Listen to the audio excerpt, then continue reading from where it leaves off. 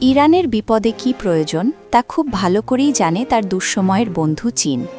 তাই উত্তপ্ত আরব সাগরে যখন মার্কিন রণতরীর উপস্থিতি ঘিরে বাড়ছে সামরিক টানাপোড়েন, ঠিক তখনই আরব সাগর ও ওমান সাগরে নিজেদের সবচেয়ে আধুনিক টাইপ 055 ডেস্ট্রয়ার ও গোয়েন্দা জাহাজ পাঠিয়েছে বেইজিং। এটি শুধু নৌমহড়া নয়, বরং ওয়াশিংটনের জন্য এক শক্ত বার্তাও।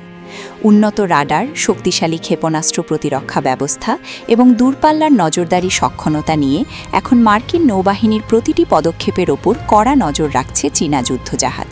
বিশ্লেষকরা বলছেন, চীনের এই গোয়েন্দা তৎপরতা ইরানের কৌশলগত সিদ্ধান্তে বড় ধরনের সহায়তা দিতে পারে। বাইরে শান্ত ঢেউ থাকলেও ভেতরে চলছে টানটান উত্তেজনা। এই সমুদ্রপথ এখন কেবল বাণিজ্যের পথ নয়, হয়ে উঠেছে শক্তিধর দেশগুলোর কৌশলগত প্রতিযোগিতার মঞ্চ। রাডার স্ক্রিনে ভেসে ওঠা প্রতিটি সিগন্যাল এখন আন্তর্জাতিক রাজনীতির অংশ। বিশেষ করে মার্কিন বিমানবাহী রণতরী ইউএসএস আব্রাহাম লিঙ্কনের উপস্থিতি ঘিরে যে কৌশলগত তৎপরতা চলছে তা পর্যবেক্ষণে চীনা জাহাজগুলো গুরুত্বপূর্ণ ভূমিকা রাখছে।